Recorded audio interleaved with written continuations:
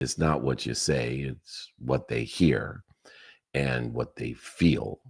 And all are a matter of vibration or frequency. To take it a step farther, it's not what you do, it's what they witness.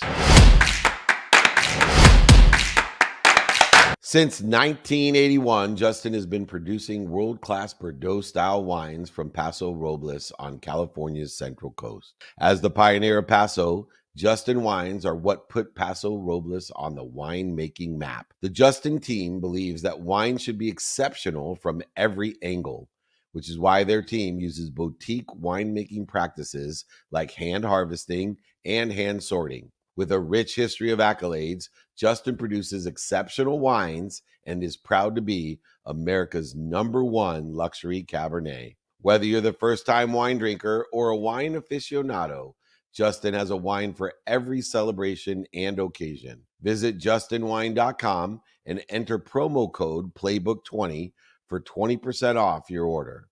Justin offers the perfect holiday gifts for clients, colleagues, friends, or family. Be sure to check them out at justinwine.com to receive 20% off your order for a limited time and use the promo code Playbook20. We're going to get into what we surround ourselves with. So many people are worried or concerned, but yet not intentional of what they surround themselves with. It's an old saying that you're the aggregate of the 5 people that you spend the most time with.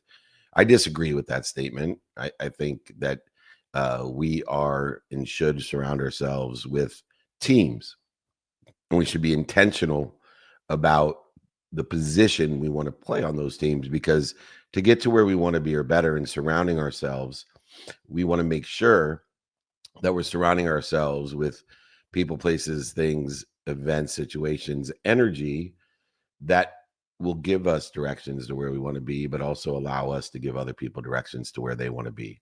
Because that's the fastest way to get to where you want to be, is to find someone or something or someplace, event, situation, or circumstance that is already where you want to be, and or help someone get to where they want to be by providing that energy, situation, event, circumstance. And so understanding that surrounding yourself with the right ideas is part of intentionality. Intentionality has 5 different components of what we do, say, think, feel, and believe. Being the chairman of Napoleon Hill Institute, we all know how important it is, how important our ideas are. First, we think our thoughts, and then we think our manifestations, our monetizations, and our materializations. And so the power of ideas is directly relative to the vibrations that we have, the frequency that we have. And that which vibrates the fastest is a thought, and that thought is the truth. And everything that we can be aware of is equated to how quickly we're vibrating, or our frequency. The stronger the frequency, the more people will resonate with us, and the more people will disagree with us as well. Remember, it's not just the people that subscribe to our ideas, it's the people that unsubscribe that are dealing with the strength of your signal. The spectrum of your signal will widen. That means that more people will be aware of you. It's especially important today as we look at the powers of ideas and frequency and vibration, that the total addressable community to everyone has escalated exponentially. And so understanding that in the past, not everybody had access to over 7 billion people. And then finally, the clarity of the message and the ideas of those messages, the frequency and the vibration, knowing that the speed of light is pretty quick, but the speed of thought is far quicker. And that's why focusing and refocusing back onto things will provide us a greater awareness and clarity in what we do. So when we work on surrounding ourselves with the right ideas, know the power of those ideas that's relative to the frequency or vibration of those ideas. You see, the earth vibrates the slowest, then plants, animals, humans, and then sound, and then light, and then thought. But we have to know that the thought that vibrates the fastest is the truth, and the truth is our potential. The truth lies within us, and within the human experience, it is relative to man-made constructive time, linear time, the God's guarantee of 24 hours a day that you're guaranteed every day, except for the last day of your life. You'll be cheated minutes and moments. And so when we understand that thoughts vibrate the fastest and we can only be aware of that which vibrates equal to or less than us, whether it's at a cellular level, conscious level, subconscious level, or even in our unconscious competency, the epigenetic of the DNA indicating to us what frequency we're going to utilize in order to elevate our awareness to make life easy, to dissipate the dis-easy. And so our thoughts vibrate at the highest frequency, making them the most powerful influence that aggregates, accelerates, and compounds our outcomes, consequences, and coincidences of our entire human experience. The ideas we surround ourselves with will shape our perspective, which then will create our reality. We are projectors. And so, of course, we think a thought, and then the thinking of that is a projection of the reality or the participation in the perception of that reality. So what we hear, what we see, and what we accept as truth is our participation in a meaning. Now, we're given control of our meanings, and therefore we do have the power of an idea, of a meaning, of a purpose with everything that we see. And that's where not only is wisdom incorporated within surrounding ourselves with the right ideas, but faith, because we don't know or understand what we see. And so we prescribe a meaning to what we see because we don't know or understand it. And so when there's no evidence that what we see is not leading us to where we're supposed to be or what we're supposed to become, or the evidence seems to be contrary to getting us to where we want to be or better, or where and what we want to become, we immediately lose faith. We think we're a victim. We feel punished instead of understanding within the concept of surrounding ourselves with the right ideas, participating in the right perception of those ideas, that we are promoted, protected, loved, and perfected. These are the chemistry of what we hear, say, think, and see. It's the vibration. It's the space between the music that shifts our mindset. And so this chemistry of what we hear, what we see, and what we accept as truth is part and parcel to understanding the faith and the wisdom that we give meaning to everything we see. And the meaning is only found within us. And that meaning is the only thing that limits us, because that meaning provides us a limitation on our self-image and our imagination. And you never will overachieve your imagination.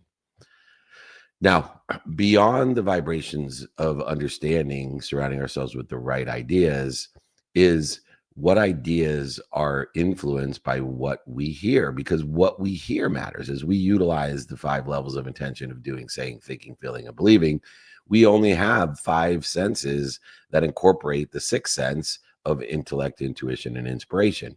And so what we hear, not what is said, matters. In fact, the legendary coach Lou Holtz, was in a conversation with him, and he was commenting when I first became a speaker on a speech that I gave. And I asked him for his takeaway. And I said, wow, I didn't realize I said that. And his quote back to me was, David, it's not what you say, it's what they hear and what they feel. And all are a matter of vibration or frequency. To take it a step farther, it's not what you do, it's what they witness, what meaning they give to what they do. Have you ever done anything with good intentions, and the way that, and the meaning that people around you that you care about especially give it a negative intention when all you were doing was trying to help? Have you ever heard the quote, no good deed goes unpunished? It's from taking what we hear matters to the next step into what we do is what they witness, is what the meaning that they give it. And some of those meanings are based off of snapshots of the past.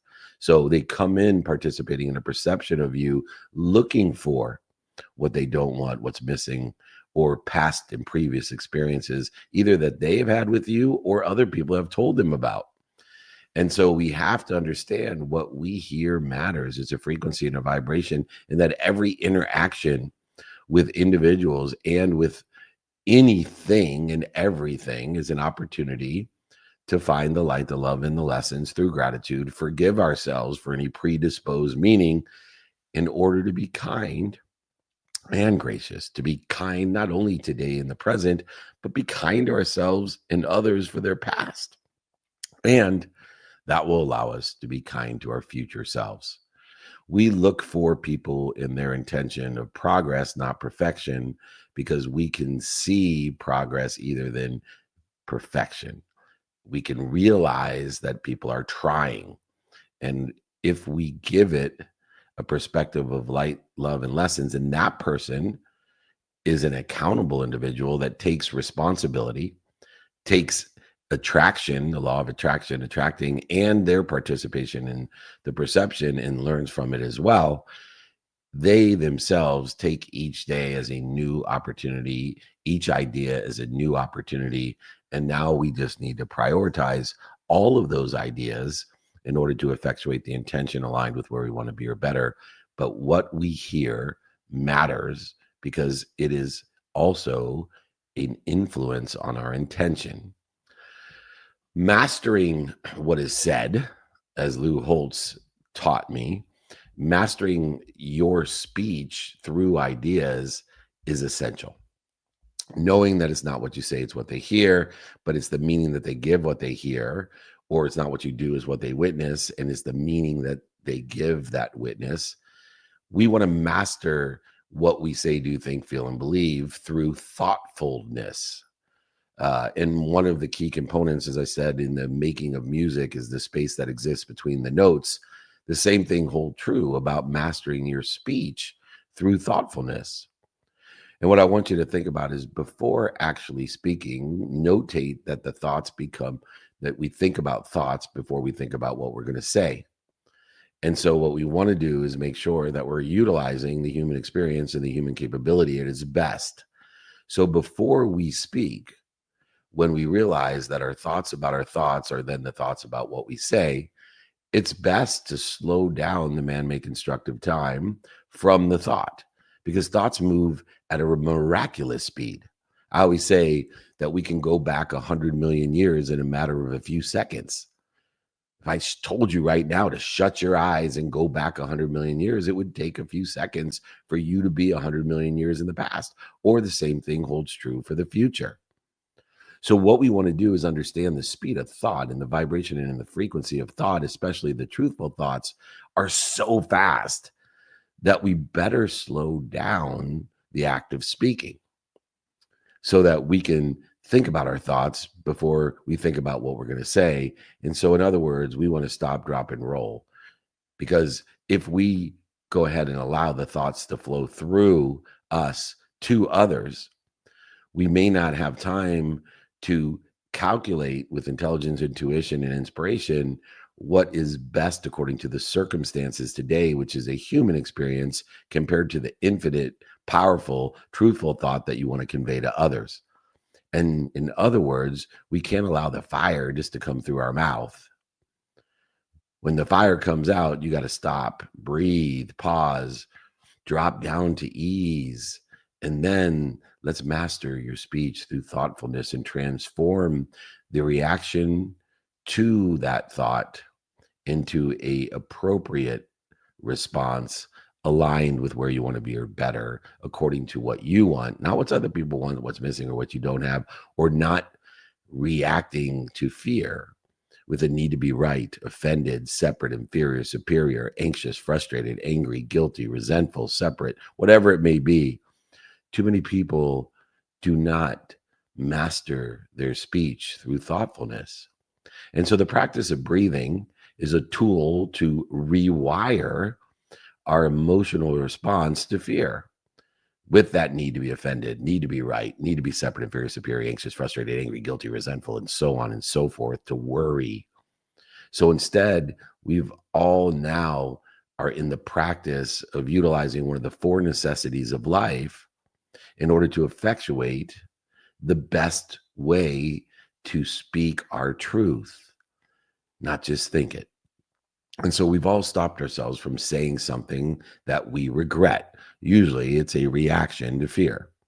And breathing makes it easier to stop, drop, and roll and stop the dragon breath, the fire. If anyone's been in an intimate relationship, I'm sure you have experienced the dragon effect, and you have spit fire over the people that you loved, and maybe you've burned the relationship or your entire home down because you don't master the speech through thoughtfulness. Let's re-engineer our thoughts through the ability to be grateful, to find the light, the love, and the lessons, and forgiving. Forgiving of self and forgiving of others will stop us from speaking fire, from being a dragon before the words are spoken. And so first, remember, we think about our thoughts, then we think about what we're going to say. Let's stop in between that process, utilizing a pause and breathe methodology, a stop, drop, and roll. Remember, if you have dragon breath, you got to stop, you got to drop, and you got to roll back into ease, back into where you want to be or better. Don't burn down your house.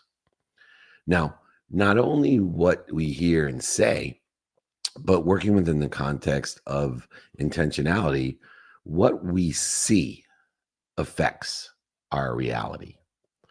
And understanding that we want to surround ourselves with the right ideas, situation, events, circumstances, and content all affect our perception or participation in a perception, which we call our reality. Our reality is the materialization and monetization of our thoughts. And so today, instead of having to go search for a reality or an influence in reality, when we search for what we wanted to hear, say, think, feel, and believe, today we're fed it. We're fed it into a social silo through multiple platforms. We're fed it all the time, and we have no control or filter in what we're fed, even though we even have difficulty in what we search. So think about all the content in social media, movies, TV shows, and how those shows that you're not in reality with can make us laugh or cry or feel physically exhausted. This is proof that what we view, what we see can truly affect us emotionally. It puts our energy in motion. And is that energy and emotion of where you want to be or better, or is it interfering with it? Think about the movie San Andreas, which was about the San Andreas fault and the ultimate earthquake, an apocalyptic earthquake.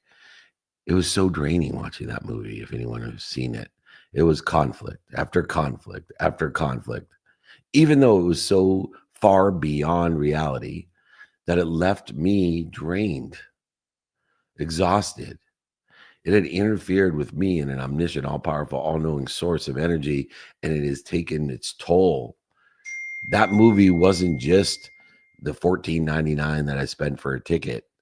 It was the thousands of dollars of emotional expense that it cost me watching conflict after conflict that interfered with what I wanted to be or better. These vibrations, this frequency of what we consume or is fed to us dictates how we feel.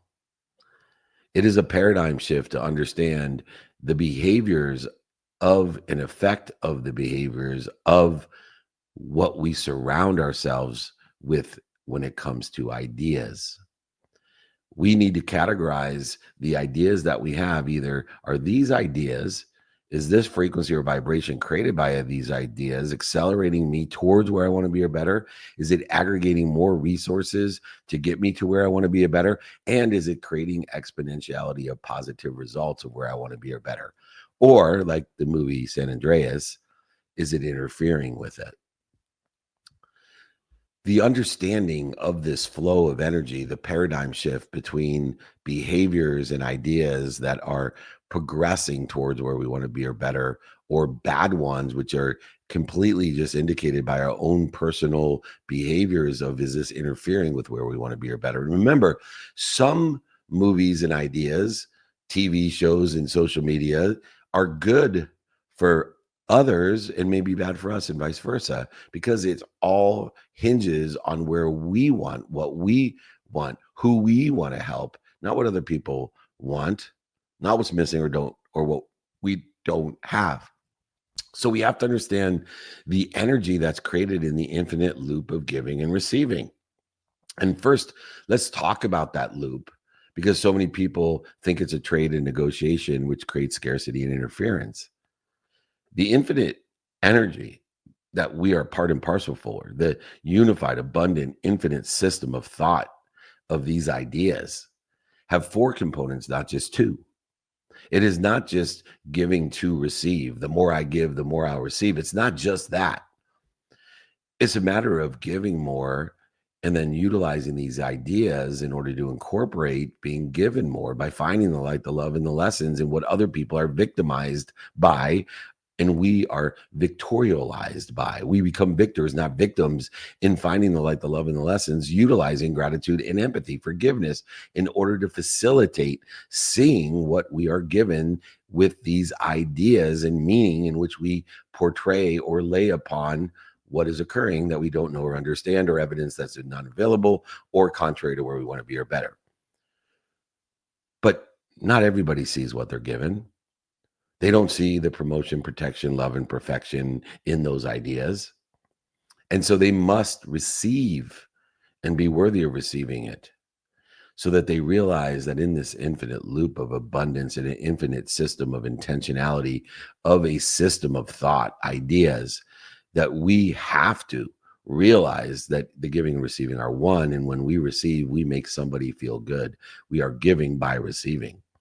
And then the ultimate illustration of the infinite loop of giving is actually asking for more. Because then we can give more, we're given more, receive more, and ask for more than more. Now we can give more than more, be given more than more, receive more than more, and ask for more than more. This is how we end up in the energy of the infinite loop of giving and receiving, the oneness of giving and receiving, more than enough of everything for everyone, which, by the way, Friday at 1:00 in the quarter at the Super Bowl, they're going to be launching the Meltzer More Than Enough sandwich, a new category of no po' boys. At our company, we emphasize experiencing this infinite loop of giving, this kindness, in three different ways. Giving kindness, the acts of generosity of giving more, like giving to a charity or the homeless.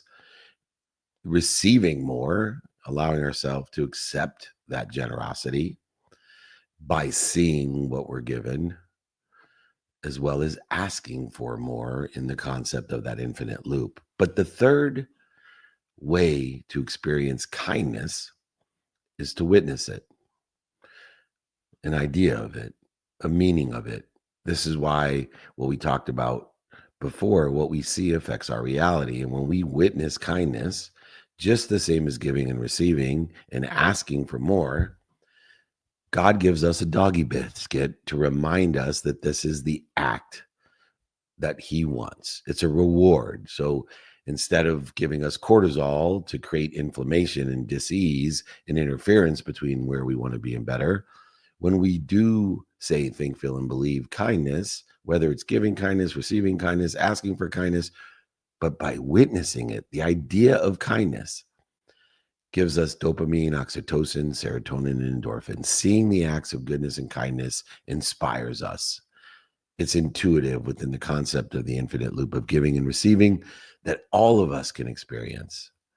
And now people may roll their eyes or mock people with the positivity and optimism or poptimism or toptimism of kindness. But I say that just interferes with where you want to be or better. What other people think about kindness, giving, receiving, asking for more, and witnessing it is your own. Shorten the distance of resistance that other caused by you by identifying whether or not they are accelerating where you want to be or better, or interfering with it. Beauty cannot be seen in another if it's not within you. If you want to be loved, love yourself. If you want to be kind to yourself. If you want to be strong with yourself. This is the infinite loop, the giving, receiving, asking for more, but it all needs a witness, because the witness experiences the exact same way.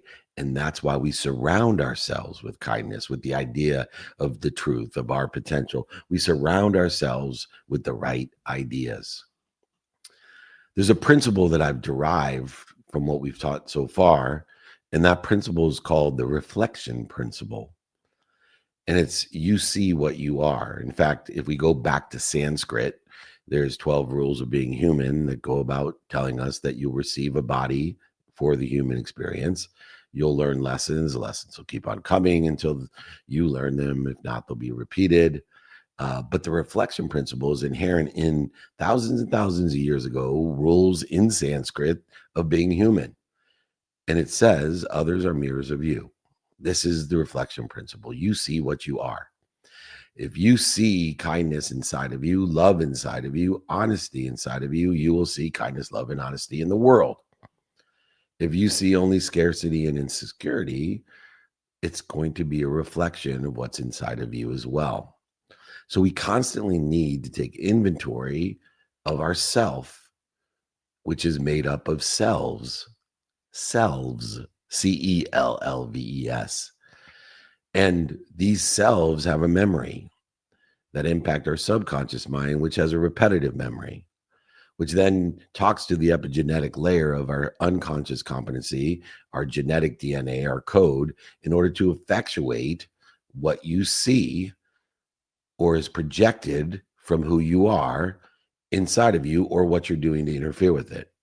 You need to practice every day and stay vigilant against the negative influences, the interference of the need to react to fear in the wrong way for the wrong amount of time, the need to be right, offended, separate, inferior, superior, anxious, frustrated, angry, guilty, resentful, worried, etc.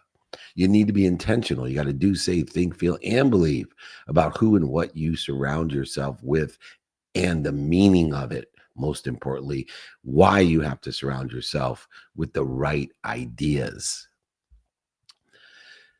The power of these ideas, the power of thought and imagination can never, ever be underestimated, because remember, the only way you limit yourself is the meaning you give to your ideas, and it effectuates a limitation of your imagination, a limitation of your self-image, and you never will overachieve your own self-image or your imagination.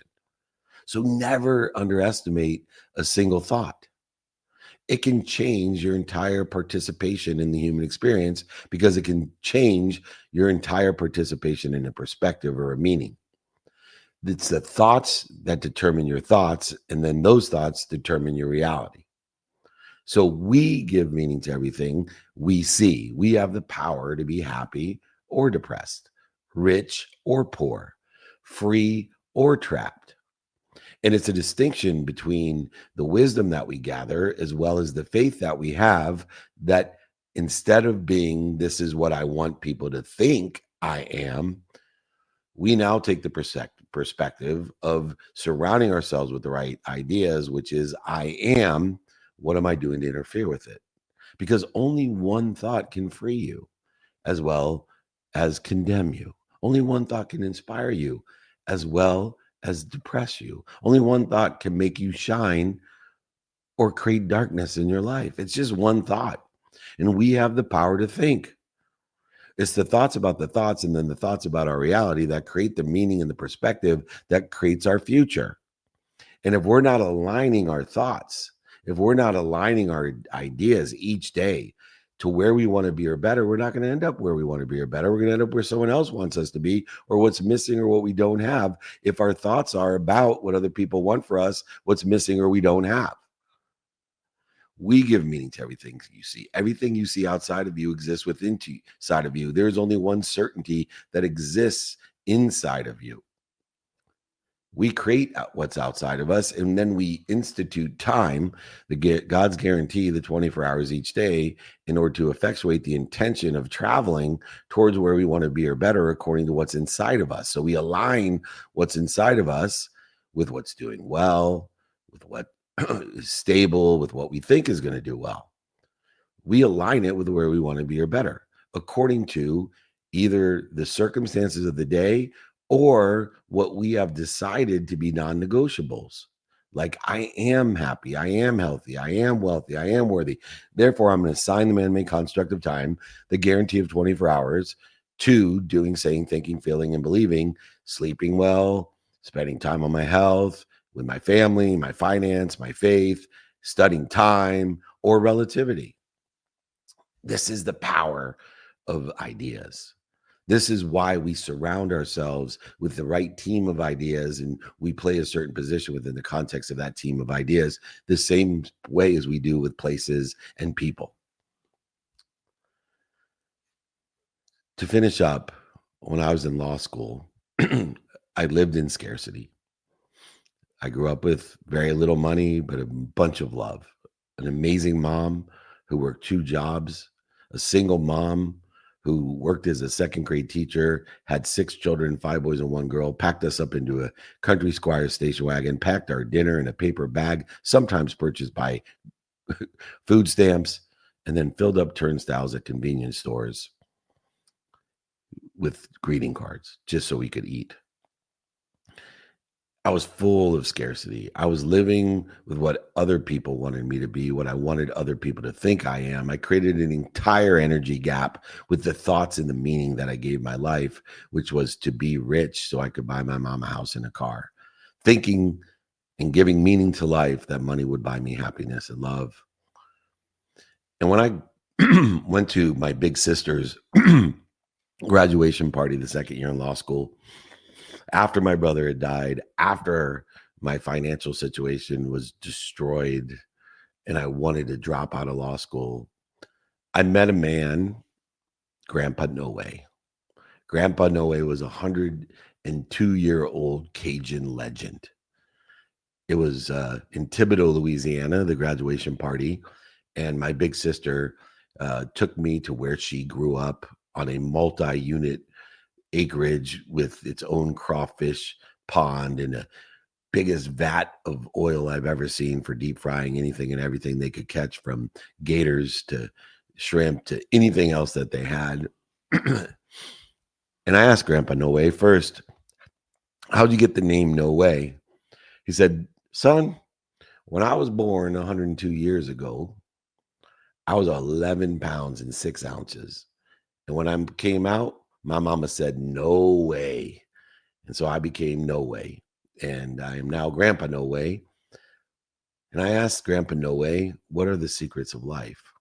Which I tend to do with anyone that lives a long time, because I know that it's wisdom and faith that gets me to where I want to be or better. It's wisdom and faith in that idea that shortens the distance of resistance. And so I always wonder, because only time can allow us to have more wisdom and more faith.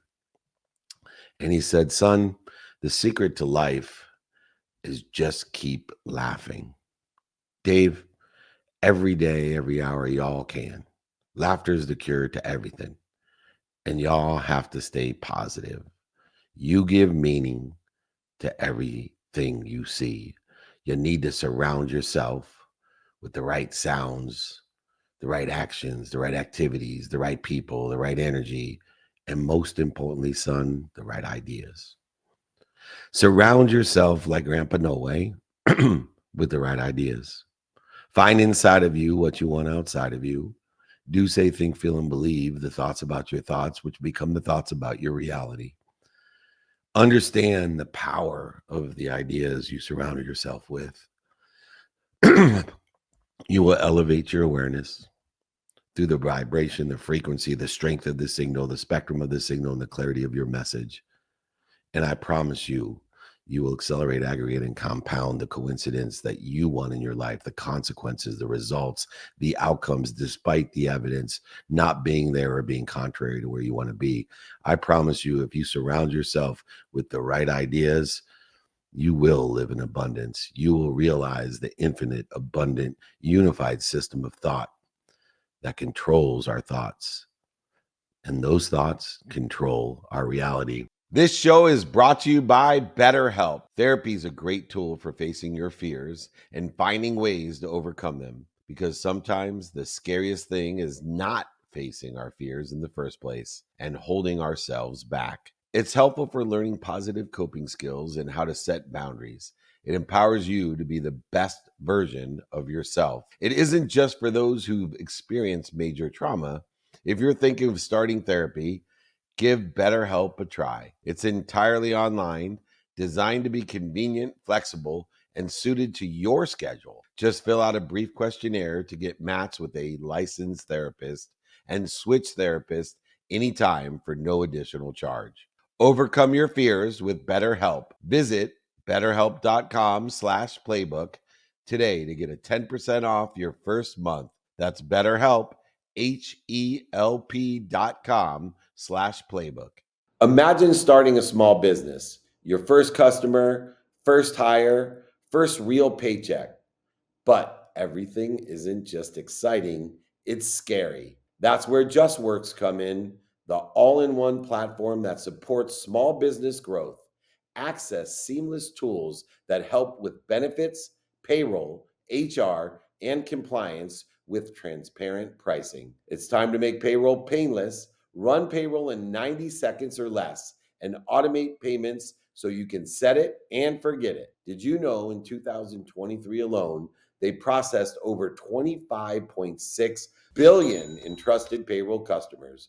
Don't worry about the paperwork piling up either. They take care of payroll tax documents and reporting to help you stay compliant. Visit justworks.com/podcast to join the thousands of small businesses that trust JustWorks to take care of payroll, benefits, compliance, and more. That's justworks.com/podcast. Let's get rocking and rolling with some Q&A here. I'd love to get started live on Clubhouse. We have Colleen, who's patiently waiting with the first question of the day. So Colleen, great to see you here. Feel free to unmute yourself and ask away. Good morning. Yes, thank you so much. Happy Friday, everybody. Happy Friday. Okay, so one of the common themes from the training today, and the word kept hitting me, was your power. So I think, even in the topic of surround yourself with the right people with the right ideas, it's so hard for people to understand their own power in being that force within either your friend group or your community or your work. So when you talk about power, I think a difficult thing is harnessing it, understanding it, seeing it within yourself. What practice do you use in harnessing your own power to make those changes? So power is equated to frequency vibration because in my perspective, we're connected to and through an omniscient and all-powerful source of energy. And this stems from the wisdom that I've gathered from being more interested than interesting, but most importantly, a best option faith that the best option to live the human experience is to believe, because it can't be proven. There's no evidence, or a lot of times the evidence is contrary to this, that there's something bigger than me, an omniscient, all-powerful source that loves me, protects me, promotes me, and perfects me. So in the essence of, harnessing this power in whatever divine direction or whatever detour occurs in order to bring the divine to that, to protect, promote, indicate that we have a better place to be, whatever you perceive. It's a shift in a paradigm to, one, seek the wisdom, but also have the faith to understand when no evidence is there or evidence is contrary to us getting there, that we need to figure out what we're doing to interfere with that power.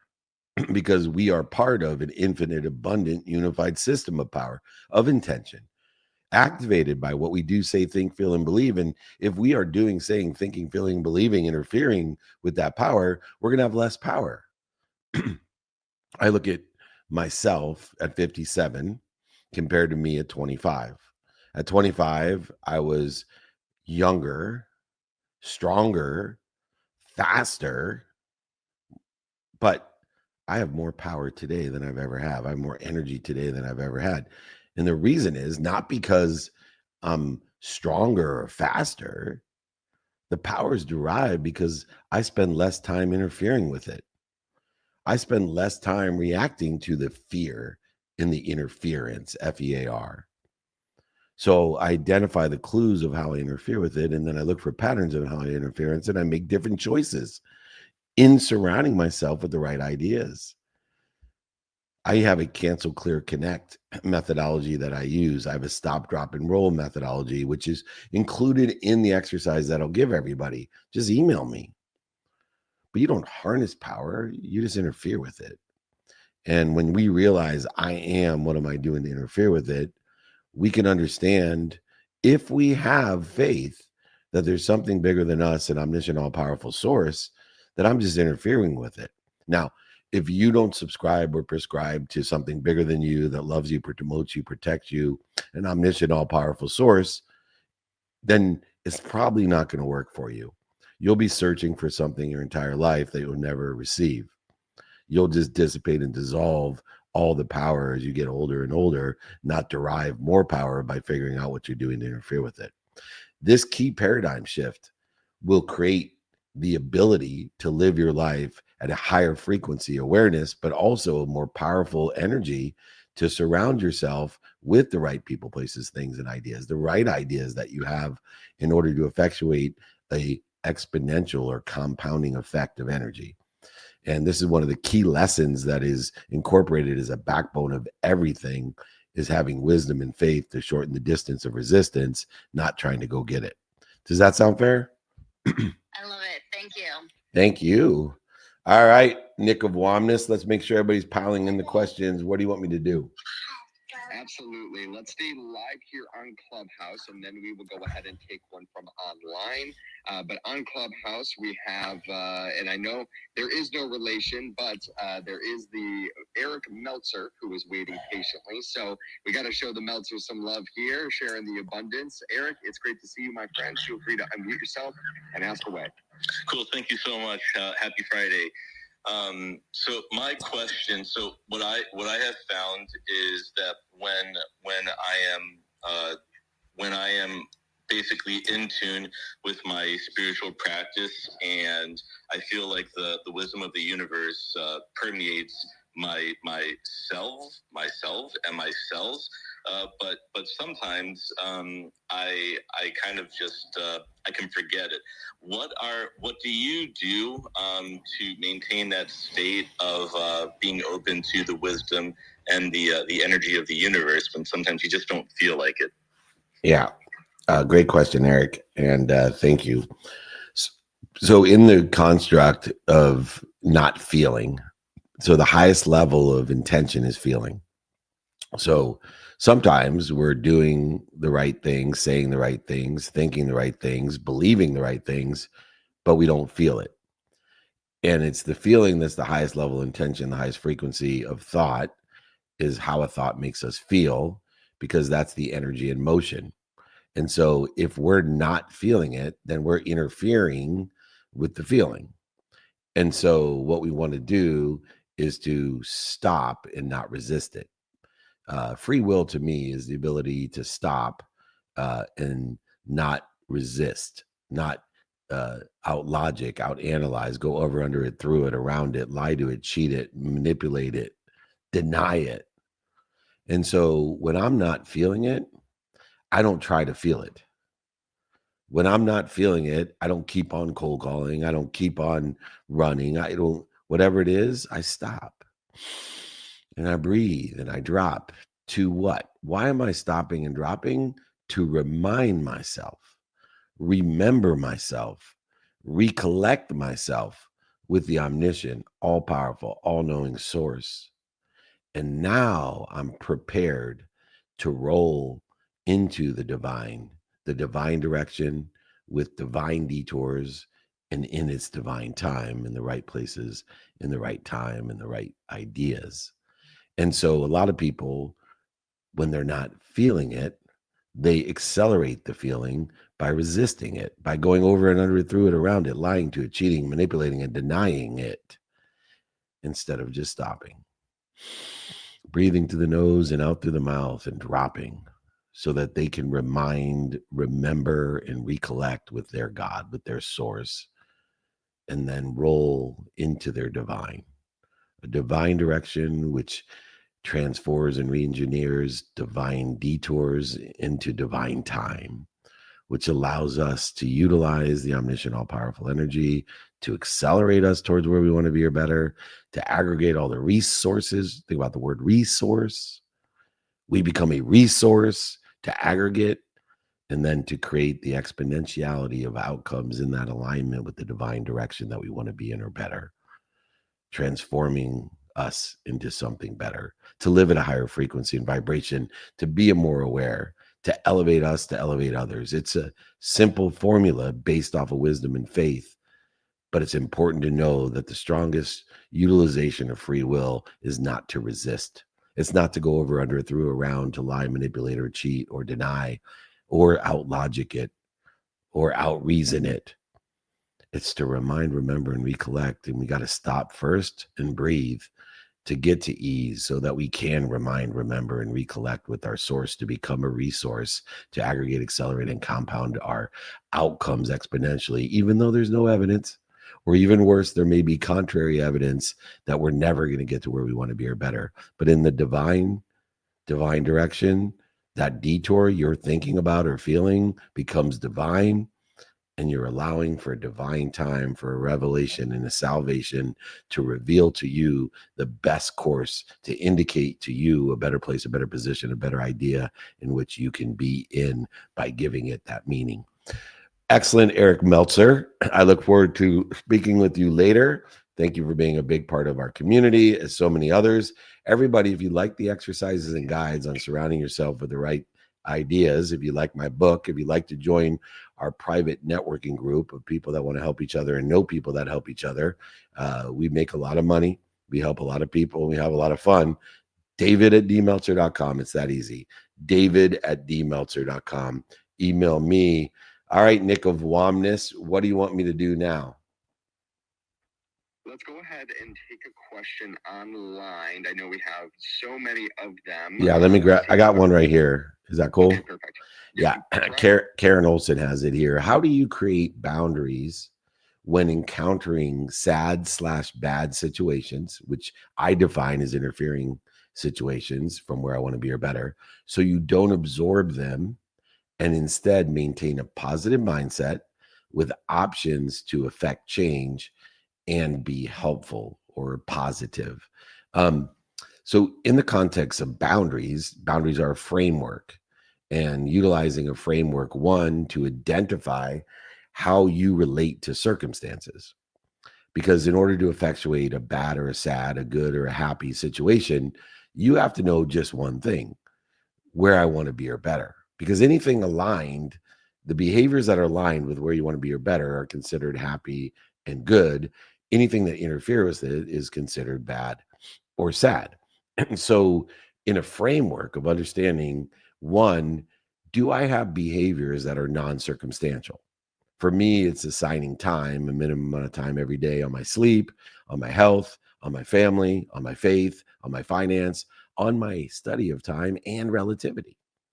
And within the context of sleep and those few activities, it equals about 10 to 11 hours a day, which leaves me 13 or 14 hours to do what I want, when I want, with who I want, as long as I want, because I know the non-negotiables, the non-circumstantial behavior will always keep me in a positive, divine direction. And it allows me, when I have non-negotiables that are non-circumstantial, regardless of the temperatures and the fires and the interest rates and the flat tires and the airplane crashes and everything else that can create bad or sad situations in my life, that I know that 90% of my positivity will come from the non-negotiable, non-circumstantial behavior that I'm committed to doing every single day, 7 days a week for 10 to 11 hours, including my sleep. And once again, that allows me to just practice prioritization of happy and good behavior according to the circumstances of the day, 13 or 14 hours of the day. So when I have a flat tire, or there's a plane crash, or the temperature isn't where I want it to be, or of course, there's the fires or whatever else may happen, I now know that I want to stay aligned with where I want to be or better and figure out what I'm doing to interfere with it, which that interfering behavior is bad or sad, according to only one thing: where I want to be or better, not where other people want us to be, not what's missing and not what we don't have. And so creating boundaries, not by a framework outside of us, but by a framework inside of us to allow us control the uncertainty of circumstances by creating non-negotiable behavior, regardless of the circumstances, and using prioritization as an antidote to the circumstances when we start to accelerate in the wrong direction, utilizing the stop, drop, and roll mechanism that I'll include in the exercises and guides that I'll give you today at my email, david@dmeltzer.com. So create boundaries according to circumstances, not a framework. Understand the difference between sad and bad and good and happy, and then utilize in a positive mindset the options, opportunities, and touches of favor, the promotion, protection, love, and perfection that's created by boundaries in the framework of circumstance with non-negotiable and negotiable behavior, which is defined by good and happy is aligned with where you want to be or better, bad and sad is interfering with it. And when we practice this, we'll get better at it. We'll get more comfortable and confident in it. And then it just becomes part of our subconscious, our response repetitive system. And then it activates in the epigenetic layer, our energy, our inherited energy, and our genetic energy changes in the trajectory or divine direction in which we want it to be, regardless of linear time, all within the divine. And so once again, create boundaries according to circumstance of non-negotiable and negotiable behavior, and you'll get to where you want to be or better, faster, with more of the right ideas, and exponentially the outcomes will be created. Your reality will be created exponentially, regardless of the evidence that you don't know or understand anyway, the evidence that's not there or the evidence that's contrary to where you want to be or better. These are the boundaries, the common denominators that you utilize in order to effectuate moving into the happy and positive direction. What a great question. Nick of Wam, we got about 7 minutes left and we got a lot going on. What's up next? Absolutely. We have Leslie, who is here live on Clubhouse, ready for the next question. So Leslie, it's great to see you here. Thank you for your patience. Feel free to unmute yourself and ask away. Leslie, bottom right-hand corner is the unmute. There we go. Thank you. I see it's my Clubhouse anniversary, and I'm on Clubhouse because of Dave from years and years ago. But my question is, it's kind of in the vein, I guess, of what everybody's been saying today. But one of the things you said to me in 2018 and then in 2020, apparently maybe I need to hear it every 4 years, is to pray for their happiness rather than let the things upset you. And maybe it's the logic attorney part of me that I want to fix things I can't fix. But with Colleen's question about power and controlling your power, how can we accept, I guess, less interference while maintaining our stance and morals? It just seems, I mean, I know maybe it's the logic part of me again. It's just easier said than done. Of course, it's easier said than done. Let me tell you why. Because the simple things to do are simple not to do.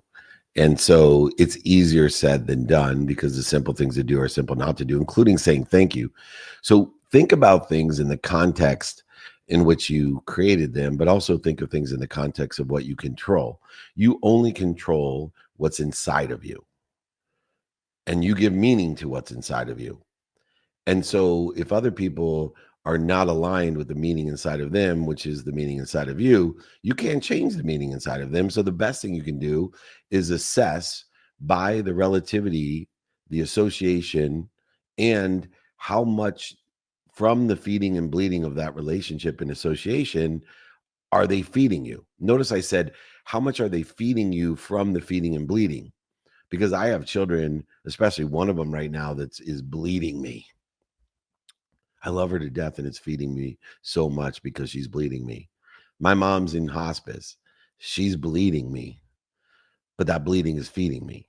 And so when we look within a criteria of analysis in your logical lawyer being, which unfortunately you and I are both trained in the same methodologies and modalities of being lawyers, I then give a framework of saying, okay, within the context of the relativity, the association, and how much somebody feeds me by the bleeding and feeding, and I can prioritize how much I allow that person to fall away or fire them, and regardless, not try to change them, but change myself. And the best way to change my meaning of you is to pray for you.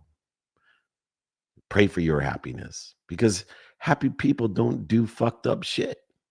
Excuse my language, everyone, but I just mean it. Think about it. The happiest people in the world don't do dumb shit as often. They don't attack. Happy people don't attack. That's why there's a difference between alcohol, which can make people angry, and getting high. Like very few stoners in the world ever fight. Why? Because they're freaking happy. Now, maybe utilizing artificial substance in order to effectuate some sort of joy, happiness, or entertainment. But think about it. Happy people don't attack you. And so when we pray for their happiness, that's the meaning that we give it. It exonerates us into forgiveness and gratitude and allows them to change in their time, not ours. And we can only pray for their happiness. We can't even pray for their change. And so the best mechanism and modality is to look within ourselves and ask ourselves, one, have we done what they're doing to us? Two, what don't I like about them? That must be inside of me. And three, I pray for their happiness according to the relativity association and how much I'm being fed or bled by the feeding or bleeding, determinative upon the relativity association that I give them. And so I pray for everyone's happiness, especially when they're attacking me, especially when they do things or I perceive that they do things to intentionally harm me, or I examine whether or not I've done it in my past. And I use gratitude to find the light, the love, and the lessons and forgiveness of myself for the things that bug the shit out of me from that person. And I forgive myself for doing those things or feeling that way and forgive them and pray for their happiness. And so use your logic to your advantage by doing some sort of analysis and a framework that's best suited for you and the people that you surround yourself with as well. Does that sound fair? Yes, that's awesome. Thank you. You are awesome. Come back in another 5 years and visit us. I'm just joking. Come back next week. We'd love for you to join our group. Thank you. All right. This has been amazing. This has been the Surround Yourself with the Right Ideas training. We are blessed to have a community of people. We do have a private networking group with one-on-one access to me. Please join. It's a bunch of people that are going to buy from each other, sell for each other, help each other, know people help each other. It's a guaranteed community. So we are only looking for curated people that want to do this intentionally. If you'd like the guides, exercises, or my book, david@dmeltzer.com. If you would like to be invited to all the stuff we have going on, not obligated, david@dmeltzer.com, or join our text group, 949-298-2905. That should appear on your screen. Anyone that's been attending the stuff, just reach out to them. Ask them, is it worth your time, money? If it's required, a lot of things we do is free. Members obviously can come at cost to shit that cost us, but please join us. The bigger the community, the more powerful we are as a collective consciousness. But regardless, remember this: be more interested than interesting. Be kind to your future self and do good deeds.